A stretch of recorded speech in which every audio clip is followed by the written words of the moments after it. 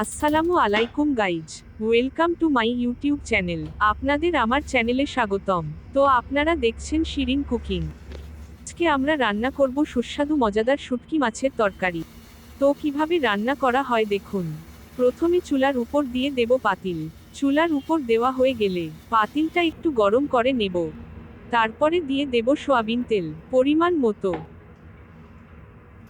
তেলটি গরম হয়ে গেলে তারপরে দিয়ে দেব পেঁয়াজ কুচি, মরিচ কুচি। পেঁয়াজ কুচি মরিচ কুচি দেওয়া হয়ে গেলে ভালোভাবে নেড়ে চেড়ে নেব।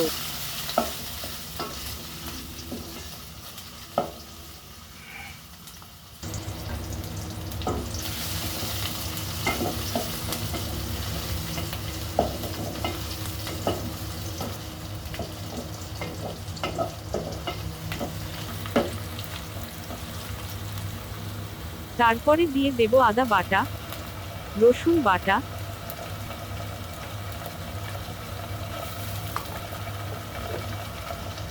জিরার গুঁড়া পরিমাণ মতো।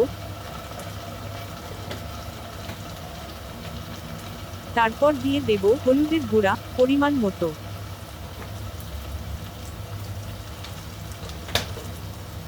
তারপর দিয়ে দেব স্বাদ মতো লবণ।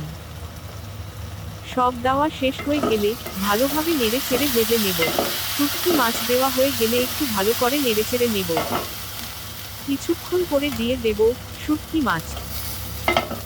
তারপরে 1 কাপ পরিমাণ পানি দিয়ে দেব। তারপরে ভালোভাবে নেড়ে চেড়ে একটু ভুনে নেব।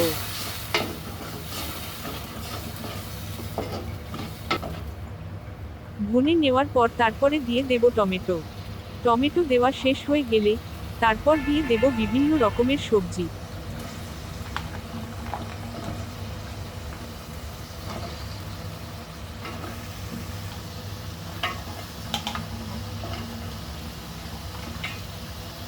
ভালোভাবে নেড়ে চেড়ে নেব।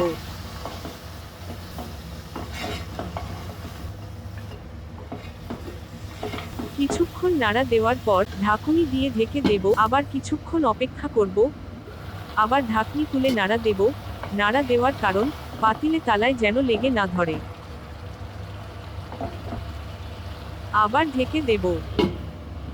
আবার কিছুক্ষণ পর নাড়া দেব। এভাবে কষানোর কারণ তরকারিটা সুস্বাদু হয়। অনেক জায়গায় হাতে আগেই মেখে দেয়, কিন্তু এটা তার ভিন্ন রকম। এরকম করে তরকারি রান্না করলে খুব সুস্বাদু হয়। তারপরে দিয়ে দেব সিদ্ধ হওয়ার জন্য পরিমাণ মতো।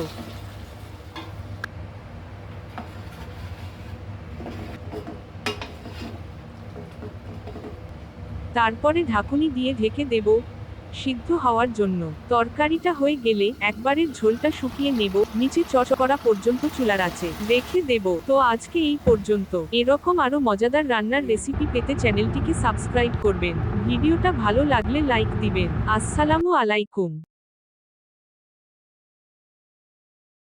সবাইকে শেয়ার করবেন।